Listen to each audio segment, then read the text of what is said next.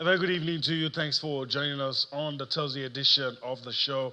I'm Yemi Adebayo. Well, tonight on the show, we'll still try to pick the pieces from the African Nations Championship, a disappointing outing for the Super Eagles Team B. We'll talk basketball on the show as well. FIBA AfroBasket is on, the one for the men, a good start for Nigeria's D Tigers. We'll also talk about the match of the UEFA Super Cup. Then, of course, tonight on the show, we will be talking about a Guinness Book of Records attempt right here in the country. I'm not going to let the cat out of the bag just yet. Just wait for that part of the show where we'll be talking about all of that. As you already know, it's a two-man show. My colleague, Osino Konakpan, is suited and ready to go along on this ride. What a greetings to you wherever you are in the world watching us. In London, I'm Austin Okonakpan. So much going on in our world of sports. We cannot wait for the new Premier League season to commence. Yeah, may I tell you right here, in England, the banters has already started. Can Arsenal, make it a season to remember now that they have the striker that they've always wanted to get, Can Manchester City bounce back from the disgraceful campaign they had last season? Can Manchester United also prove a point? Can they show that they're a big name? The Premier League is getting so much conversations, and I cannot wait for it to start so that we can also join in. But in the meantime, so much still happening right back home in Nigeria. What happened at the African Nations Championship is a clear indication that there's so much work to be done as regards league football development in Nigeria. Are we going to get the lessons this time around, or just get the dust off our shoulders and move on and keep doing the same things? And of course, the main conversation that we're going to be having, another attempt for a Guinness World Record. That one should get us and the viewers talking on the show tonight. All right, it will get us talking straight away. Let me introduce the man who's going to be talking about that attempt to get into the Guinness World Record. Folajimi Abegude joins us on the show tonight. Folajimi, greetings to you. Thanks for finding time to be with us on the show. Thank you very much for having me. It's indeed a great pleasure to be here. All right, let me start. I want you to respond to me like you're talking to your 4-year-old junior brother. Guinness World Record attempt. I hear it's going to be a marathon 5-day pool. I mean, how did it all start? How should I say whose mind did the idea drop into? Okay, so that's a great question. I'll say. So basically, we're putting together an event that is titled Pool Fest Niger. Mm-hmm. And Pool Fest Niger is not limited to the Guinness World Record attempt. All right. So Pool Fest Niger will feature the largest 8-ball pool tournament in Nigerian history. We're looking to sign up upwards of 1,000 unique individuals to participate in this tournament, where the best of the best come to showcase their skill, their talent, and compete for a grand prize. It also features the Guinness World Record attempt that by Shehu Bamidele. By Shehu Bamidele. Yes, by Shehu Bamidele. So the Guinness World Record attempt for the longest 8-ball pool marathon, and the target is 120 hours, which equals 5 days if you do the math. Since it's going to be a 6-day event, 6 calendar day event, 5 days in terms of number of hours, we're trying to make the Silverbird Galleria on Ahmadu Bello Way, where this event is going to take place. We're trying to make this the go-to spot in Lagos. So there's going to be live entertainment by celebrities, DJs, hype men, comedians, right? So we're trying to make it, give it life, give it spice. So that's the goal. Talk to me about the test run before I yield to my colleague. The test run, it went flawless, and once you do the test run, it shows everybody you're drawing the attention of the people who are going to, note the record, and it went flawless. It means you're well and capable of doing what you have called the world to come to see. Yes, basically. So we had a simulation of the actual what you intend to do. Yeah, what we intend to do, and it took place at the Radisson Blue Hotel, Lagos Ikeja, one of our major sponsors who did an amazing job in hosting us and, making the place, very, very, very comfortable for the test run. So we utilized the extant Guinness guidelines. We used those frameworks, very limited breaks for the event.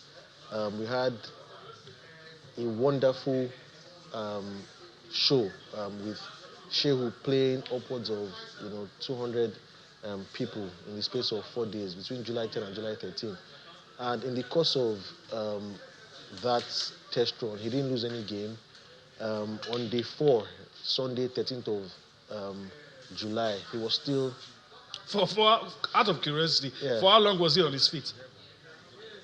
So you have there are limited breaks. So after every 1 hour, you can accumulate 5-minute breaks, and after 24 hours, you get a 30-minute break. So that's the extant guideline. So he was on his feet for, let's say, of the around 72 hours, on his feet for about 70 hours. Wow. Yeah, That's huge. All right, let me yield to my colleague Austin, who has more on this interesting topic. Now, Fola Jimmy, let me start by saying congratulations for even attempting to break a world record. But let us understand, what's your passion with the 8-ball pool? And at what point did you say, I'm going for the world record and I'll break it? Okay, so point of correction, I'm not going for the Guinness World Record. I'm just coordinating, the event, putting all the moving pieces together. The individual who is breaking the Guinness, who is going to break out of being, cautiously optimistic, who will break the record who will break the world record in 8-ball pool. His name is Shehu Bamidele, and we refer to Shehu Bamidele as an 8-ball pool genius, and we're pretty confident that he's going to break the record. So basically, at the top of the hour when the show started, you're reporting from the United Kingdom, talking about the English Premier League and all that. And the English Premier League is all good. It's all good. Like, there's nothing wrong with the English Premier League. But our movement is trying to, the goal of our movement is to utilize locally created, locally produced content, right, to serve as entertainment value for Nigerians. So we're trying to create a shift away from foreign produced content like the English Premier League that most Nigerians are passionate about. And our goal is to showcase local talent, showcase the brightest and the best of us Nigerians. And, we're starting this, this premier event by showcasing people in the informal sector, people in sports, people in, entertainment. And we're trying to, utilize these people as a beacon to serve as, people that people can look up to, other people, underprivileged people, in Nigeria can look up to and say, oh, this guy is in the limelight, this guy is attaining celebrity status, he's attaining fortune and fame, so we can aspire to be like him. So our talents, our skill level, the things that we're very good at, is not just a hobby, it's not something that you don't get rewarded for, it's not something that, so we're trying to create that culture in Nigeria, right? And it's basically local content. And we're also trying to utilize competitions, all kinds of competitions. So this is just a start. The 8-ball pool is just a start. We're going to, eventually our goal is to drive, patriotism in Nigeria and have Nigerians patronize locally produced sources of entertainment. That's the goal. Sounds good. It sounds good. I like the fact that, you're daring the untried. You're trying to do something different. Now tell me, coordinating this must have been challenging, particularly with getting people to, show interest. Are you getting the sort of followership you need to make that event successful? Yes. Your colleague over here was talking about our test run and how well our test run went. Across our social media platforms, we had, in the space of those 4 days of the event, we had upwards of 400,000 views across our social media platforms. Those numbers have risen to well over 500,000 views. So there's an enthusiasm for what we're showcasing, what we're providing, right? We also have a lot of media houses that are going to cover this event. So we're putting the word out there through our existing channels. We're thankful for Channels Television for giving us this opportunity to put out the word out there. So for people to sign up for this event, sign up to participate in the competition, you can come. Like we said, we want Silverbird Galleria between September 2nd and September 7th. We want the Silverbird Galleria to be the talk of the town. We want the hub where people can, network, socialize, come in to listen to good music, to get entertained, and watch a Nigerian, break the Guinness World Record in, the longest 8-ball pool marathon. Let's come together as a people and support Shehu Bamidele. We're also calling people to come and, sign up to participate in the 8-ball pool tournament. So we are creating a culture of utilizing competitions to create talent, and these competitions serve as entertainment value, and they serve as a platform to elevate talented people, So we're encouraging everybody to come by, to come in there to. Okay, let me throw this in before we let you go, to just round it up. I thought I was going to be here for the entire show. Nah. You're kicking me out. That's unfair. But let's quickly say this. Yeah. Do you think you've been embraced by the sporting ecosystem?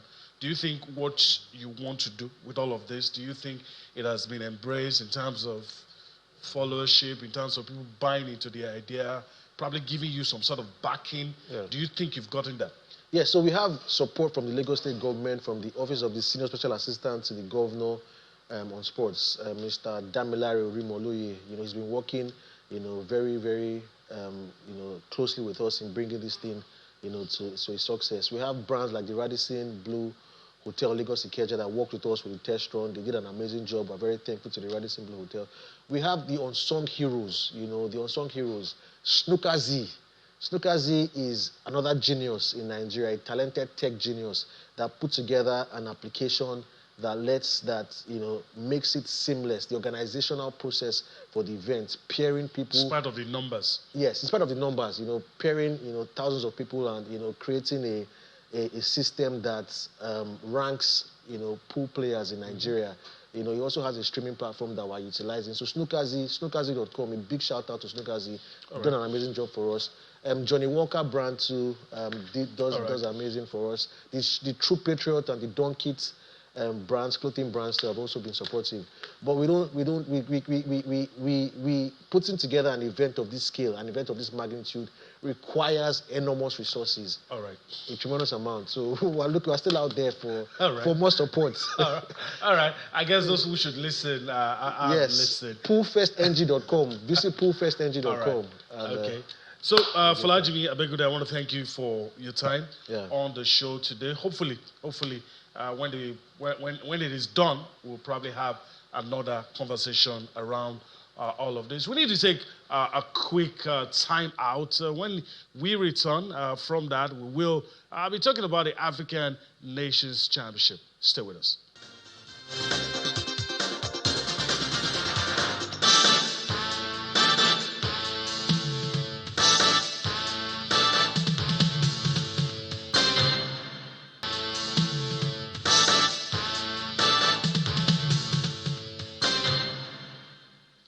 Welcome back. Like they say, it's time to address the elephant in the room. But I guess just before we do that, we'll possibly talk about women's football. But of course, we'll address the elephant in the room. Austin, let me just yield to you quickly. There's a lot to be said, and that's why I'm happy that we're going to be having the conversation all around domestic football for the men and for the women.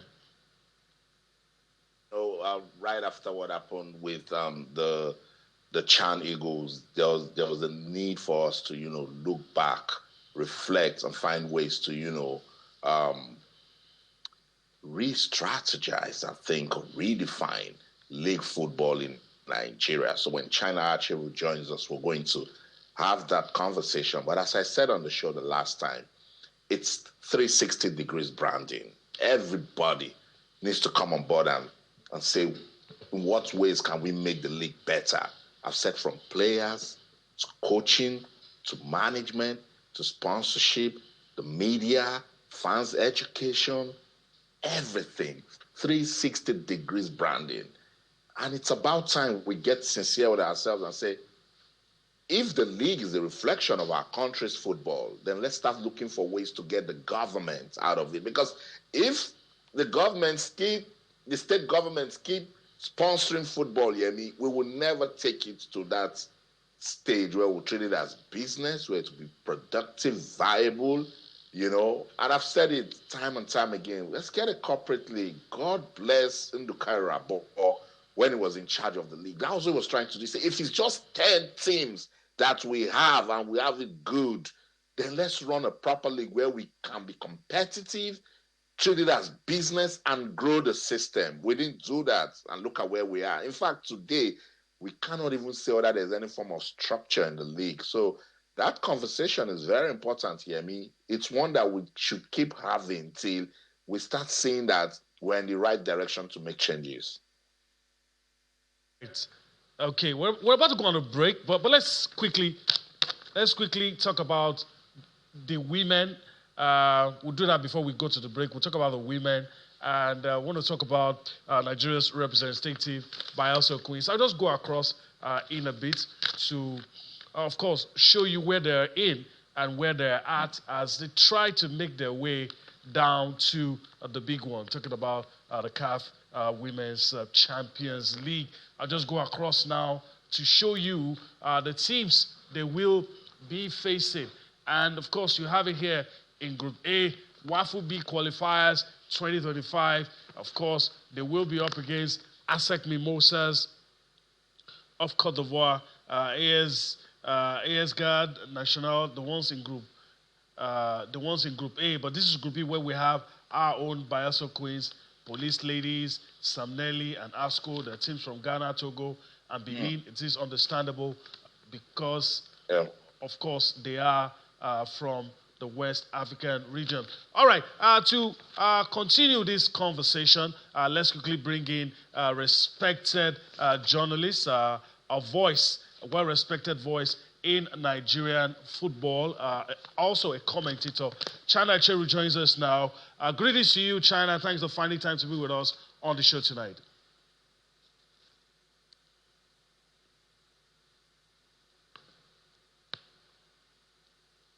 Greetings to you, Yemi. Good to be here. Greetings. All right. Before we address the elephant in the room, we're probably talking about Bayelsa, the Queens. Like Austin said, I think is a problem that needs to be tackled across board. But your immediate reaction to what you see, the journey path for Bayelsa Queens, how do you think it will be like? Do you think they're going to have an easy patch, or it's going to be difficult? The journey towards making it into the phase where they will have a chance to win the trophy?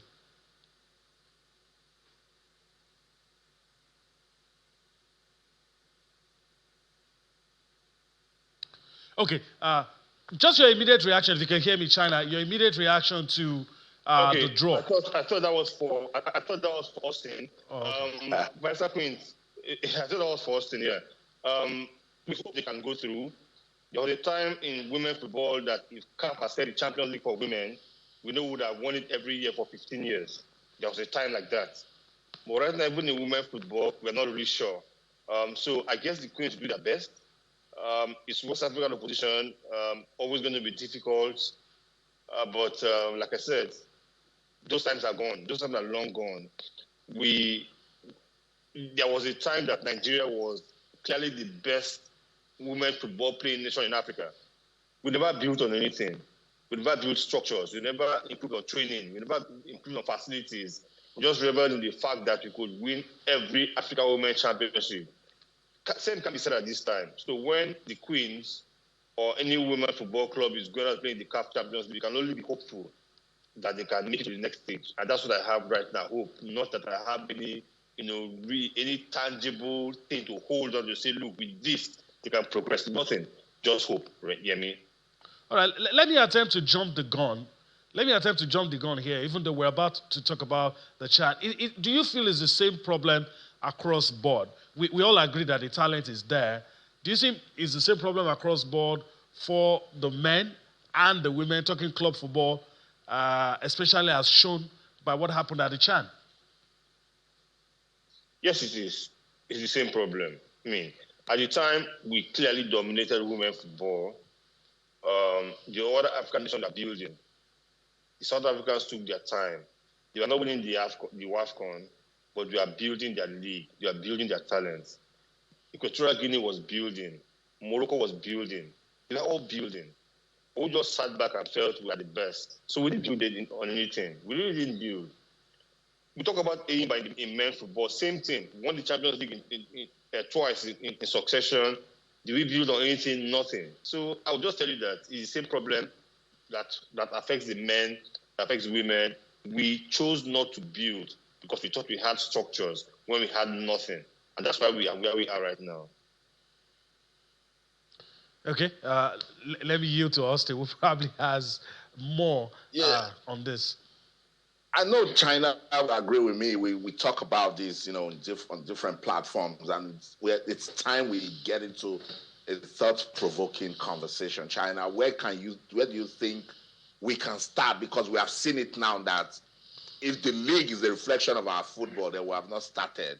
Where should we start with this restructuring, this rebranding, and everything? Let's start with agreeing that we have failed. That's right. If we don't agree, then we are going nowhere. We must first agree that as a nation, we have failed. We must then agree that we are not a top football playing nation anywhere, not even in West Africa. When we agree, they will not start promising to win the AFCON every time we qualify, or promising to win the World Cup, or promising to win this. No, we won't. Because let's look at ourselves as just starting. First, there must be that agreement. So because we always have our shoulders high up in the air, giant of Africa, football playing nation. So if we can lose that attitude, then we're on the right track. Then again, we must tell ourselves the truth. What is football? Football is not merely about going for 3 points. It's more than just the result on the pitch. There's a lot that happens behind the scenes. You have a good pitch. You have training facilities. What's the structure of your football clubs? What's the quality of coaching the players are getting? That's right. Do we have systems? Do we have a progression system on the 7s, on the 9th, on the 11th, on the 13th that will progress? Do we have club mentalities, club philosophies? And if we have to do all of this, it means that if China Cheru, for example, is sports commissioner in Rivers State, or every chairman in Rivers State, he knows that success will not happen in his tenure. Yeah. If, for example, Austin Okonapan is the NFL president now, he knows that success will happen in his tenure. But we are so crazy about when I was this, we won this. And then again, success in football is not about winning the AFCON or the Under-17 World Cup. No. Listen, if you win the AFCON or you win the WAFCON or you win the Under-17 World Cup, yes, you won the trophy. You can be happy about it. But success is how many football pitches do you have in the different localities in your state? I mean, that's success. Because a state government can build 10 stadia. As long as there's none in my village, I don't see that as success. But if, for example, state governments can say, because right now the state government is doing everything, I'm going to put a playing pitch, not a stadium, a pitch, a soccer pitch, a football pitch, in every town in my state, then you can see that people have access to a place to play. But we think that success is when we win the... So when we struggle to qualify for the AFCON, you had the NFL president saying, we promised Nigerians are going to win. The coaches will promise that we're going to win. You don't hear the Kenyans say that, or the Mozambicans say that. They don't say that. So let's first tell ourselves the truth. We are not where we think we are. What is football? What do you need to play football? What are the structures involved in playing football? We must get all this in place. That's right. Before we now start talking about playing the actual football. We are a giant of Africa, like we say we are. Just one football pitch is recognized. Just one stadium is recognized. One. Just one is recognized. Big shame, disgraceful. We say this is over and over again. I was just talking to Colin Ludo now, which we all know. And Colin says, we must keep talking about it. That's right. China,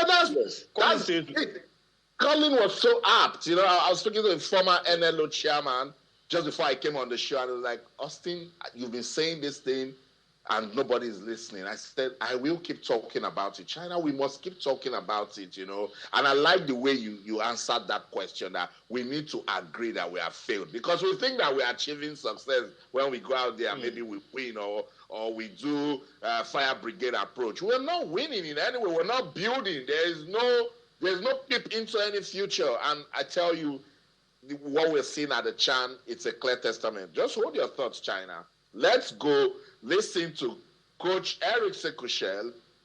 He said that the team made a lot of mistakes, and that's what cost them.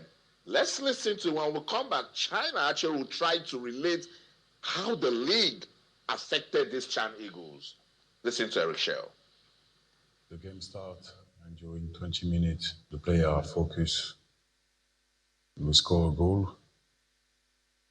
And after that, we did a lot of mistake, and we give up the game in second half. 4 goal, 4 mistake, but it's tough because it's our fault. This is not the same group actually. Maybe between 5 and 8 players leave the camp or never come for this camp. They leave to go to another league. So the team was not like we imagine. So, but the reality, for me, it was the best player in the league. So we can't play some game like that and lose because we did a lot of mistakes during these 2 games. First goal against Senegal, this is the mistake. 4 goal now, the two first goal mistake, and after that the 2 other goal, because this is the mistake about the placement. So it's difficult at this level of the competition. Yeah, Super Eagles head coach Eric Sekushel, right after that embarrassing, humiliating defeat to Sudan, 4-0 it ended. And China, let's get into the conversation again. If we say we assembled the best from the Nigeria Premier Football League, and in 2 matches they conceded 5 goals and scored none, doesn't it tell you that we haven't started? We haven't started, but there's a reason why I'm not going to cut him any slack. There's a reason why I don't do that. Now, a few years ago, our league has been bad for a long time, and we know it. A few years ago, Imama Amapakabo coached this team. And after a few training sessions, he said something. He said, these players don't understand my tactics. We mocked him. And we said, if you're a coach, you should make them understand your tactics. We mocked Imama, and he failed to qualify for the CHAN. In 2018, Salisu Yusuf still coached a team from the league. And Salisu is a coach that Nigerians generally do not like for whatever reason. But he got the team to the final. In 2014, Stephen Keshi took the CHAN team to win the bronze medal. We can't win the CHAN. We're not good enough. But not conceding 5 goals in 2 matches and getting knocked out in the first round. Now, the coach of the Sudanese team, a Ghanaian, he said something. He said, the Nigerian team, the players are very good, but they lack coaching. So just like I want to agree that it's a testament of the league. We've had a bad system for a long time, and the league is not producing any kind of quality, or it's not producing the kind of quality we want. But I did not see any coaching there. So I wouldn't want Eric Chell to hide under the fact that we know our league is bad. Our league has been bad for more than 15 years, and it gets worse every other year. I want him to hide under that blanket of a bad league. He has not done well with the team. Having said that, if I know Nigeria for what Nigeria is or what Nigerians are, we'll probably win our next match and come back home, or lose our next match and come back home, and we're going to forget this disaster. We're going to play the league, and the clubs on the continent will be promising the state governments that we are going to get to the group stage. We're going to get to that. They get knocked out. We're going to start this conversation all over again. We've been doing this for so long. But Austin, like you said, like we know, we need to at some point agree that the time is now. That's right. And this goes beyond the state governors. The state governors are too busy. They're too busy thinking of the next election. Now, but who will bear the cat? Because it seems like we all know the problem. We also all know the solution. But why has no one tried to administer the solution to this problem? Isn't that a cause of concern to you, Austin? Yes. On radio shows, on TV shows, we are talking about the problem. We are talking about the solution to the problem. But how come we've not administered the solution to this problem? We should think about that. China Achero, I must say thank you so much for your time. And just as Colin said to you, let's keep talking about it, because some of us will put good time into ensuring that the league gets good. And someday, hopefully in our time, it will get good. Thank you so much, China Achero, for your time on the show. The pleasure is mine. So that's it, China Achero, big advocate of league football development in Nigeria. Yemi, this conversation, sometimes when you want to start saying it, you try so hard to stay professional so you don't say things that are not, good on television. But it's really provoking that at this stage, with what we are as a nation, our football is at the level where it is, Yemi. It's really sad. We could go on and on. Probably we'll need a political solution. Since the states are in charge, maybe our leaders in the country will sit down and look, this is a mess, it needs to be fixed. There needs to be a compromise somehow. But the chant is not over, even though it looks as if, Nigeria has nothing else in it. But let me quickly go across, talk about the matches we played and possibly some results from matches played. You have Morocco beating Zambia 3-1 in Group A. You have Angola losing to Democratic Republic of Congo by 2 goals. Those are matches played today in Group A. Let's talk about matches to be played tomorrow in the Chad. Friday's fixtures. Guinea will take on Algeria. Niger will take on South Africa. Niger will take on South Africa. So, the boys have been separated from the men, and the men will stay on. The boys will go home. All right. Also, let's quickly go on to talk about, of course, FIBA AfroBasket. At least let's get something to smile about. And, of course, the D Tigers did not disappoint. They did not disappoint. So, let's quickly take a look at the results. And you will see why I'm saying they did not disappoint. But while we're waiting for that, also let me quickly get your thoughts. We were a bit worried, not necessarily because we thought the boys couldn't get the job done, but we're a bit worried because with Nigeria sometimes you don't know what to expect. So, looking at this result, Nigeria beating Madagascar. At some point, it was close, but we were able to shut them down in the third quarter. On the strength of that, we won this game like 18 points margin, somewhere around that region. And, of course, Tunisia, this was a surprise to me, actually. Back-to-back champions, Tunisia, losing to Cameroon. I guess Olumide Oyedeji was right when he said we should pay attention to Cameroon, we should pay attention to Cameroon. And so there you have it. Nigeria defeated Madagascar, Cameroon defeating Tunisia. Your immediate reaction to these results? I'm particularly surprised with Cameroon beating Tunisia. Well, you could excuse me, maybe I don't know the Cameroonians too much.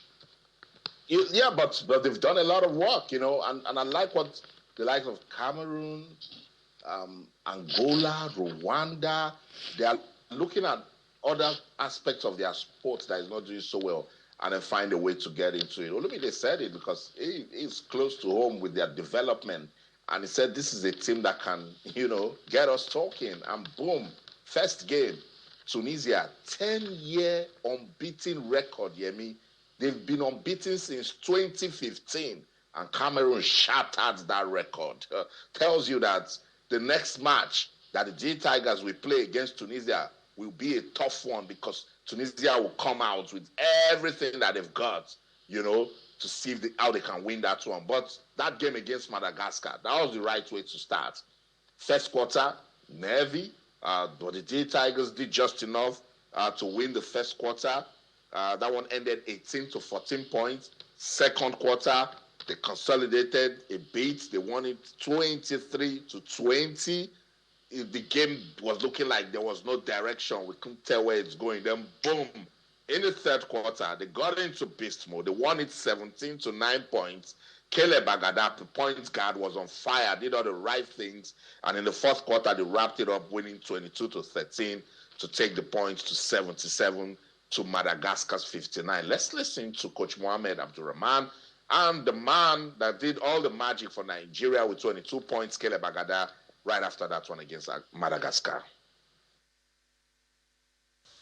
I thought we were a bit sloppy in the first two quarters. We were giving up too many points on transition. It's actually their strength, and every time they run, they hurt us. Coming back into the third quarter, we make the adjustment necessary. And we felt every time we slow them down to play a half-court offense, we have a better chance to force them to make a lot of mistakes, and that's what we did. So we just took care of their transition offense, and then along the line, we also make sure they don't get a second attempt at their basket. So basically, that's just what we did. And we have players that make great plays. We made shots, and everything just kind of fall into place, from that point on. And the game became a bit easier for us down the stretch. This team, most of those guys, have played together at one tournament or the other, so they've been able to build, that solid relationship. So it doesn't really matter who has a hot hand or who is playing well or who's not playing well. They're always around, available to pick up, guys, or to pick up, the pace where others, are lagging behind. Honestly, I didn't even notice that the bench had, that point. I didn't notice. I thought we were just a solid team, and everybody that get a chance to step on the court, bring out his best. That's just how we are built. That's how we've been, and that's how we're going to keep going. One group, are not picking up the slack. The other group are just going to step in and give them a lift. So that's how we're going to play. It's been a long journey getting here. There's been so many ups and downs that we can't even tell you about. So it's kind of normal for us to kind of have a sloppy start. But I'm just glad that we were able to come together and finish in the second half. Obviously, I think everybody knows that we are one of the smallest teams in here. So they're just going to try and bully us and rebound us. And we're going to try and fight back. So as long as we give it our full effort and stay together and follow our rules, I think we'll be okay. But it's definitely going to be another physical game. They came to win, and they're going to come to play. So I'm expecting another physical game. Yeah, that's it, Coach Abdurrahman and point guard Caleb Agada. Let's focus on what Coach Abdurrahman talked about. First and second quarter, they were sloppy. They cannot afford to do that against Tunisia. But I think they picked themselves back up, closed up the paces for themselves, and, made good use of the rebounds, and that was what did the magic against Madagascar. All right, you don't want to repeat that against Tunisia. They are wounded Lions right now, and they will want to win their next game to bounce back. Talking about the next game, let's see what it looks like in Group B. Let's just quickly see the table, then we'll look at the fixtures. It always feels good when Nigeria is looking good on the table. So in a few seconds, you see what it looks like on the table. Cameroon is on top. Well, in any case, this is what's going to happen tomorrow. Nigeria will take on Tunisia. Cameroon will take on Madagascar. Nigeria with a win under their belt. Cameroon also with a win under their belt. We'll see what happens. Let's see if we can show you the table. Like I said, okay, this is it. Cameroon sitting pretty on top, followed by Nigeria. Madagascar and Tunisia yet to win a game. One game played. And, of course, you know what's going to happen tomorrow. Of course, Nigeria, Tunisia, Cameroon, Madagascar. And hopefully the D Tigers will get the job done against their opponents. And also, maybe we should appeal to the authorities not to get carried away with what's happening with the national teams. Don't forget home. Don't forget the domestic league. All right, let's spend a few minutes we have to talk about the UEFA Super Cup. PSG, at some point, we thought that Tottenham read the Chelsea script, but they let it slip, and PSG came back, well, deservedly so, and of course, claimed it on penalties. And of course, who else to do the job aside the man, Nuno Mendes, scoring the winning penalty for PSG. And I feel it is well deserved. They are the kings of Europe.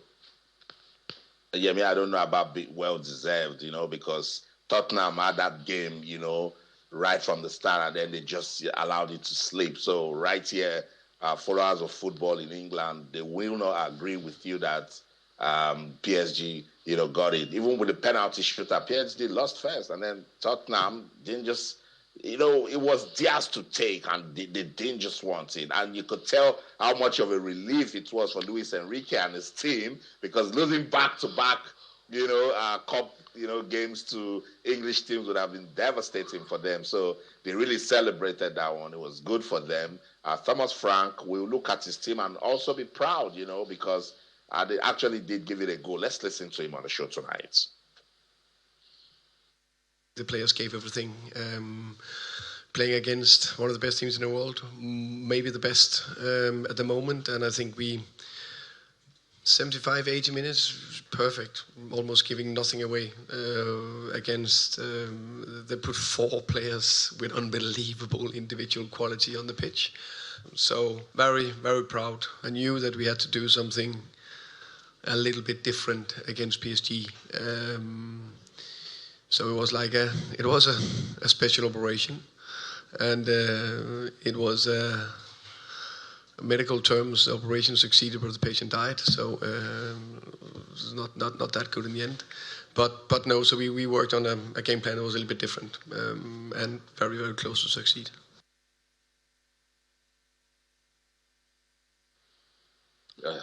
All right, Thomas Frank bearing his mind, sharing his thoughts on the game. And of course, at the end of the day, the king of Europe, of course, PSG, claiming the first title. And of course, is the curtain raiser for football in Europe. This weekend, everything starts with a plumb. All right, I guess we'll leave the debate as to who is well-deserving for another time. but the fans in Paris, the fans in France, will not argue with anybody. The trophy is theirs. And, of course, they'll be discussing this some other time. I guess it's a good place to let the rest on the show tonight. It is a good place, and it's okay if you don't want to join that debate, but Arsenal fans in England, they have joined it, because we're saying that Tottenham for the Super Cup, let's have the eyes, and Arsenal fans said nay, and that was how PSG went away with the Super Cup. That's the show in London.